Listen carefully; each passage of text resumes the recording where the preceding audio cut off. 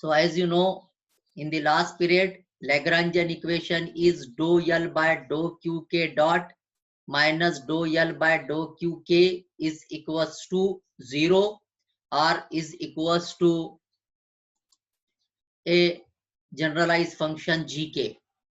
In this equation, L, it is the Lagrangian function, and L is equals to T minus V, means it is the difference of kinetic and potential energy of the function which is moving according to Newton's law, and which can be specified using the Lagrangian equation, isn't it? This equation was purely theoretical one. On that day when we were driving the Lagrangian equation, I have already told you that you may please practice it at home by taking the notes on your Moodle platform. The PowerPoint of the same is available.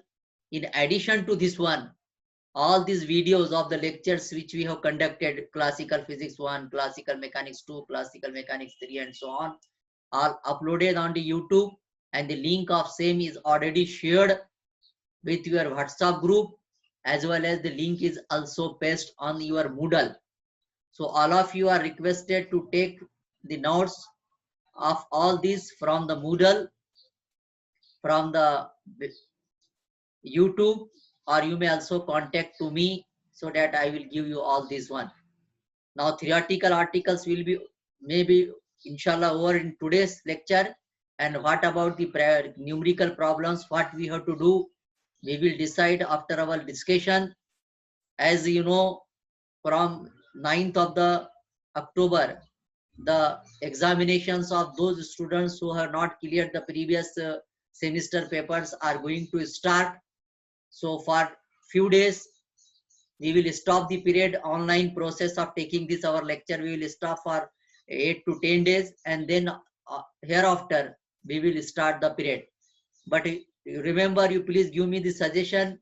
If all of you, those are coming to the periods, are not having your backlogs and you are interested to take the period, then let me inform on my mobile or any other way of communication so that we can continue the period, isn't it? So coming back to the article, as I have told you that we are going to consider the application of the Lagrangian equation.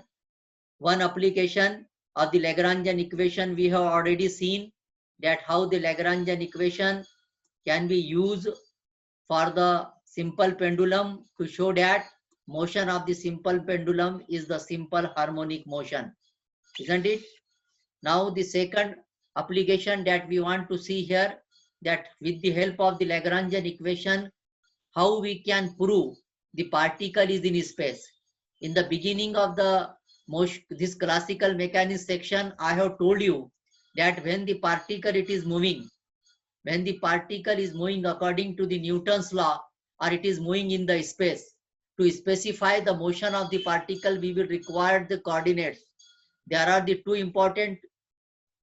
First one is the Cartesian coordinate, no doubt, but in addition to the Cartesian coordinate, spherical coordinate system is also there, and spherical polar coordinate system is there. And when we consider the Cartesian coordinate system, the coordinates are x, y, z. These are the position coordinates, and t, it is the time coordinate. So now we will use the Lagrangian equation to specify the Cartesian coordinate system for this moving particle. Now let's go the generalized forces needed for the Cartesian coordinate.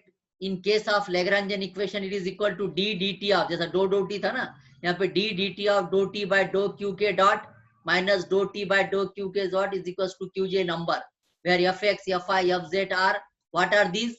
These are the different forces acting along x, y and z axis. अब ऐसी अगर सूरत है तो ये क्या होना चाहिए, अगर मैं t का डेरिवेटिव x के साथ लूं या t का क्योंकि ये जो फंक्शन है ये किसका किसका फंक्शन है, q1 q2 q these are the function of fx, यानी कि x, y and z direction जो कि पोजीशन कोऑर्डिनेट्स है, उसके उसमें अगर मैं उसका डेरिवेटिव लूं, यानी कि t जो कि टाइम का फंक्शन है, dou t by dou x, dou t by dou y, dou t by dou z, यानी कि डेरिवेटिव ऑफ t जो कि फंक्शन है लैग्रेंजियन फंक्शन का, वो तीनों का फंक्शन इज इक्वल टू 0. और इसका और एक बार अगर डेरिवेटिव ले, मैं अगर मैं d t by dough x dot लेता हूँ, डॉट मतलब और एक बार डेरिवेटिव, तो क्या आएगा, ये y is equal to m x plus c के हिसाब से it is m x dot. इसी तरह y के साथ लेंगे तो यम y डॉट, और z के साथ डेरिवेटिव लेंगे तो it is m z dot. अब ये अगर इक्वेशंस हैं मोशन की, तो हमारी ओरिजिनल इक्वेशन क्या है, f is equal to m a या f x is equal to d p by d t. तो dp बाई dt के जगह पे p के जगह पे क्या रखूं मैं, mx डॉट। तो क्या I can write this equation like the d dt of mx dot is equal to fx। उसी तरह दूसरे कोऑर्डिनेट के लिए d dt of my dot is equal to fy and d dt of mz dot is equal to fz। तो what are this, these are led back to the original Newton's। क्या है ये, f is equals to ma है ना ये, and what is f is equals to ma, please tell me, anybody please unmute yourself and tell me क्या है ये f is equals to ma। कौन सा लॉ बोले इसको अपन ने, please anybody unmute yourself and tell me. It is the original Newton's law of motion, f is equals to ma or fx is equal to dp by dt। Now second, we will apply this Lagrangian equation to the particle of the motion which is moving along the circumference of the circle। That means we will apply to the polar coordinate system। जब polar रहा तो वहां पर जो है तो x y z ये coordinate नहीं है, वहां पर कोऑर्डिनेट है आर थीटा या r theta phi. Now we will express this T in terms of r dot और theta dot. We will use the transformation equation, यानी कि एक्स ट्रांसफॉर्मेशन इक्वेशन किसके वास्ते थी जी, transformation equation was the equation which will be used or which will show the conversion or relation of the Cartesian coordinate with the generalized coordinates। That means x is equals to r cos theta and y is equals to r sin theta। अब अगर x और y अगर displacement है तो इनकी velocities क्या बनेगी, इनका डेरिवेटिव्स। पहला डेरिवेटिव लिए x का derivative x dot, what should be the derivative of this term r dot, दूसरा constant r dot cos theta, बाद में r कांस्टेंट cos थीटा का डेरिवेटिव sin थीटा, फिर थीटा का डेरिवेटिव थीटा डॉट, लेकिन cos theta का derivative क्या है, माइनस sin थीटा। तो here can you understand please, x dot is equals to r dot cos theta minus r theta dot sin theta। Similarly the derivative of this y is equals to y dot, फिर एक बार r sin theta में पहले इसका derivative ये constant, इसका derivative क्या हुआ r का, r dot sin theta as it is, plus दूसरी मर्तबा ये r कांस्टेंट sin theta का डेरिवेटिव में cos theta, फिर theta का derivative r theta dot, isn't it? And now therefore if it is, this is the velocity now, and therefore kinetic energy we know t is equals to 1/2 mv square। mv बोले तो यहाँ पर v कौन कौन से direction में है, x plus y। So that's why here velocity is x dot square plus y dot square, isn't it? And therefore x dot square y dot square we can put from this formula, and when we put these things square, finally the time t, that is kinetic energy, it will become as 1/2 as it is, m as it is।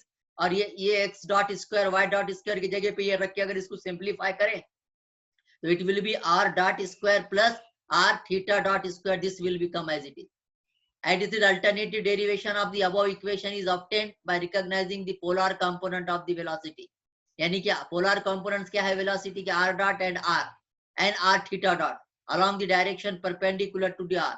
Therefore कैसा लिख सकते हैं हम उसको express, अगर हम करें velocity को तो dr by d theta r d theta by d theta k z, या सिंप्लीफाई अगर हम करते हैं तो q theta is equals to summation I goes from fi I n to n fi dou ri by dou qz, and therefore we can write qr को हम अगर q theta को अगर हम qr लिखें तो we will get f dr by dr, f dr by 1 हो जाएगा, लिहाजा fr is equals to qr is equals to fr only। यानी कि इन जनरल हम ये कर सकते हैं कि q theta is equals to f dou ri by dou theta, means it is f r theta cap is equals to in simply r f theta। यानी कि जनरलाइज कोऑर्डिनेट्स q theta क्या है, fr and r f theta, these are the coordinates। Since that क्यों ऐसा, since the derivative of with respect to theta is the definition of derivative, a vector in the direction of theta क्या, therefore there are the two generalized coordinates, एक रहेगा dou, and therefore two Lagrangian equation भी कैसी बन जाएंगी, फिर dou t by dou r का बनेगा m r theta dot square, और दूसरा बनेगा d t by d r dot is equals to m r dot, तीसरी बनेगी d d t of d t by d r dot is equals to m r double dot and so on. That means we can apply the Lagrangian equation in this way. M r theta यानी कि क्या था अपना, m r theta double dot minus m r double dot minus m r theta dot square is equals to f r. Second term being the centripetal, ये क्या है जी, ये इसको अगर हम इधर लें, सेंट्रीपिटल एक्सेलरेशन है ये आर थीटा स्क्वायर, यानी कि थीटा अगर डेरिवेटिव डिस्प्लेसमेंट है तो D theta by D T, यानी कि थीटा डॉट ये वेलोसिटी है और थीटा डबल डॉट उसका स्क्वायर एक्सेलरेशन है. तो वैसी सूरत में इक्वेशन को ऐसा लिख सकते हैं कि d t by d theta is equals to 0. पहले तो हम लिख चुके, d t by d theta dot m r square theta dot d t d d t of this all this thing it is equal to m r square theta double dot plus 2 m r dot theta dot. यानी कि अगर मैं पूरे equation को एक उसमें लिखना चाहूँ तो d d t of m r square theta dot is equals to m r square theta double dot plus 2 m r dot theta dot is equals to r theta. और इसको अगर हम सिंप्लीफाई करें तो फिर एक बार वही इक्वेशन का रूप अख्तियार करेगा. इधर अगर मैं ले लूं तो ये एम आर स्क्वायर अगर मैं इधर लिया तो यम कट जाएगा, ये आर एक कट जाएगा, बाकी का ये इक्वेशन किसकी बन जाएगी, d2 theta by dr square plus some constant theta dot is equals to constant, and this is the differential equation. That means by using the Lagrangian equation we can show the motion is the simple harmonic motion, or we can obtain the equation of motion. Now we can apply this Lagrangian equation to linear harmonic oscillator. Remember one thing, even though on the online mode of lecture some points are not making you clear, because when we are using the chalk and board we can drive, we can take the derivative, we can take the integration, but here as we are on the online mode you are just observing the PPT. So I am not sure that how much you can understand some mathematical concept.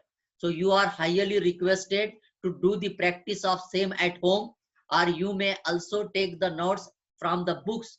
Different textbook, different references books are available in the library. You are requested to come to college by following the rules and regulation of the COVID-19 and collect the book from the departmental library or from the central library and make the practice of the same, because you should understand that all the terms, mathematical terms, are not possible for us to explain in this online mode or in this platform which we are using, that is the Zoom platform we are using for conducting the lecture. Some mathematical terms are very difficult to explain. So I know that some terms are not very much clear to you, or some basic concept are not very much clear to you, but you are highly requested or advised to take the books of these articles, or particularly the mathematical portion of this article, from the different textbook or reference book which are available in the central library of the college, or also which are available in our departmental library.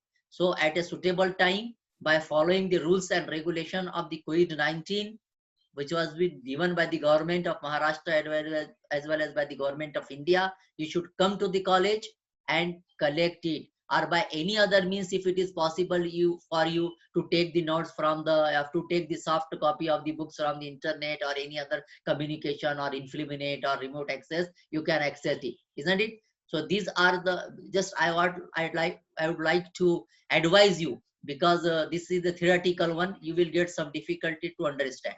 Now the next application of the Lagrangian equation, we will just go to see linear harmonic oscillator. किसको बोलते हैं जी linear harmonic oscillator? Oscillator किसको बोलते हैं जो oscillate होता, यानी कि ऐसा particle जो oscillate हो रहा, और oscillate होते वक्त कौन सी motion obey कर रहा, हार्मोनिक, सिंपल हार्मोनिक मोशन वो भी कर रहा, तो ऐसे पार्टिकल की मोशन को बताने के वास्ते डिफरेंशियल इक्वेशन रहेगी, और वो डिफरेंशियल इक्वेशन फिर हम जो है तो लैग्रेंजियन इक्वेशन की मदद से ड्राइव कर सकते हैं. So another application of the Lagrangian equation is to the motion of the linear harmonic oscillator. Now let us consider the motion. अब लीनियर हार्मोनिक ऑसिलेटर ऐसा ऑसिलेट करता, तो ऑसिलेटर की डायरेक्शन आपको मालूम है, it may be along x axis, it may be along y axis, और it may be along z axis. So let us consider that the motion is in the direction of x axis. अगर motion किसी harmonic oscillator की x axis के direction में है, तो motion करते वक्त उसके ऊपर कौन सी एनर्जी रहती जी? Please tell me, anybody unmute. When the motion energy related with the motion of the particle is called as, please unmute yourself anybody. कौन सी मोशन बोलते, जो हरकत की वजह से होती, कौन सी मोशन रहती हो? Please Afsha unmute yourself and tell me. कौन सी मोशन को बोलते हैं? हार्मोनिक। काइनेटिक यानी कि जब कोई पार्टिकल हरकत में रहता तो कौन सी एनर्जी उसके साथ रहती? मोशन तो हार्मोनिक है, ये बता दिया हमने ऑसिलेटर की। एनर्जी कौन सी? Kinetic energy. काइनेटिक एनर्जी रहेंगी। तो जब काइनेटिक एनर्जी रहेंगी तो उसका फार्मूला क्या है? T is equal to 1/2 mv square. लेकिन यहाँ पर v जो है तो वेलोसिटी है। वेलोसिटी कौन से डायरेक्शन में है? क्योंकि हमने क्या फर्ज कर लिया कि कौन से डायरेक्शन में ऑसिलेट कर रहा हूं, एक्स एक्सिस। डायरेक्शन में। लिहाजा वेलोसिटी भी कौन से डायरेक्शन में रहेंगी? X direction. एक्स। लिहाजा yes. Kinetic energy 1/2 mx square. X dot square, क्योंकि एक्स जो है तो क्या है? डिस्प्लेसमेंट है। एक्स डायरेक्शन डिस्प्लेसमेंट है। एक्स डॉट क्या है? वेलोसिटी है। और एक्स वेलोसिटी एक्सेलरेशन है। तो it is x dot velocity हुई v, और उसका स्क्वायर होना ना अपने को 1/2 v स्क्वायर है। तो लिहाजा 1/2 x dot square. Am I correct? X dot किसके जैसे दे रहे आपको यहाँ पे? क्या all of you can see my cursor please? X dot means d by dt, यानी कि it is velocity of oscillator. Similarly जब वो इसके साथ दो किस्म की एनर्जी रहती, जब भी कोई पार्टिकल, वो ऑसिलेटर हो कि सिंपल पार्टिकल हो, whenever any particle is moving or whenever a particle is in motion, it has the two types of energy associated with it. At least two types of energy. One, it is the kinetic energy, which is given by atmosphere. Yes, and another is the potential energy. And potential energy is denoted by V, and it is given by formula integration F dx. यानी कि potential energy किसका क्या रहती? Force into displacement, summation, एक जगह से दूसरे जगह जाने में किया हुआ काम ही, nothing but it is the potential energy, that is integration f dx। here f is what? f is equal to minus kx। आपने पढ़ क्या है? Restoring force acting on the body, and k is the force constant, है कि नहीं? therefore instead this f I can put minus kx here in this integration sign। therefore v is equals to integration minus kx dx। Minus तो निकल जाएगा क्योंकि symbolically था kx dx। इसका integration क्या निकलेगा? v is equals to k तो बाहर, इंटीग्रेशन ऑफ x dx का x square upon 2, isn't it? therefore potential energy is 1/2, इसको कैसा लिख सकते हैं? 1/2 kx square, where constant of integration has been set into the equal to 0। हालांकि इसके बाद जब एक कांस्टेंट ऑफ इंटीग्रेशन आता, लेकिन कांस्टेंट ऑफ इंटीग्रेशन 0 है, चूज करके रख दिया हमने पहले, क्योंकि इसके आगे c आता ना। इसका इंटीग्रेशन क्या आता? 1/2 k x स्क्वायर का k बाहर, इंटीग्रेशन ऑफ k dx का इंटीग्रेशन होता है x square upon 2 plus c, where c is the constant of integration, but the constant of integration we have already said equal to 0। क्यों? when v is equals to 0, when potential energy is 0, x is equals to 0। और जब अगर x is equals to 0 इसके अंदर रखेंगे ये i वे में, तो c is equals to 0। that means the constant of integration we have already selected as 0। therefore kinetic energy formula T is equals to 1/2 mx dot square, and potential energy V is equals to 1/2 k x square। and now in our Lagrangian function, क्या Lagrangian equation क्या थी? dou L by dou q k dot minus dou L by dou q k is equals to 0 और constant। तो जब L क्या था वहां पे? L is Lagrangian function, and Lagrangian function क्या था? L is equals to t minus v। therefore t is this one, v is this one, दोनों रखे उसके अंदर। आगे हमारा L की जगह पे हमने ले लिया 1/2 mx dot square minus 1/2 kx square. पहले के वास्ते हमको do L by do q dot के वास्ते यहाँ क्या लेना पड़ेगा? Do L by do x dot. Do x dot बोले तो इसका डेरिवेटिव लियो, इसका डेरिवेटिव लिए तो क्या बनेगा? 1/2 जैसा कि वैसा, यहाँ पे डेरिवेटिव क्या आएगा? यम जैसा कि वैसा, x डॉट स्क्वायर का क्या बनेगा? 2x dot. इसको अगर सॉल्व करें तो ये 2 चले गया, बचा क्या? यम x डॉट, यानी कि do l by do x dot is equal to m x dot. Similarly do x by do x, do l by do x दूसरा जो टर्म थी, या दूसरा जो उसके अंदर क्वांटिटी थी, ब्रैकेट क्वांटिटी दूसरी, वो क्या बनी?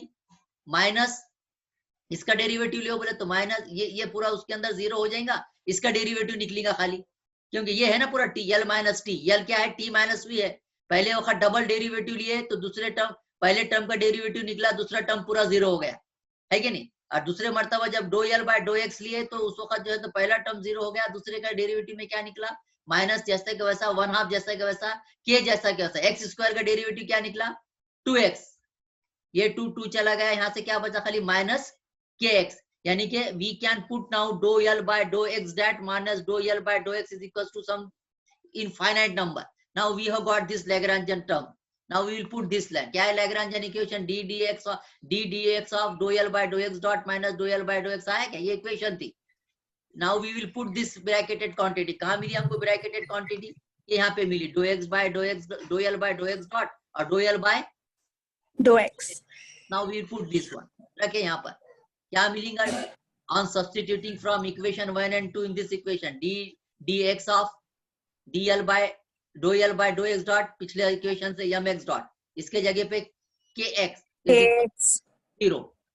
लेकिन ये क्या है? d dx बोले तो इसका डेरिवेटिव, ये जो ब्रैकेट में जो क्वांटिटी है इसका डेरिवेटिव, इसका डेरिवेटिव बोले तो ये यम तो जैसा कि वैसा x का डेरिवेटिव दूसरा ये तो ऑलरेडी डेरिवेटिव है, x डॉट है और एक बार डेरिवेटिव लिए तो क्या हो जाएगा? x double dot.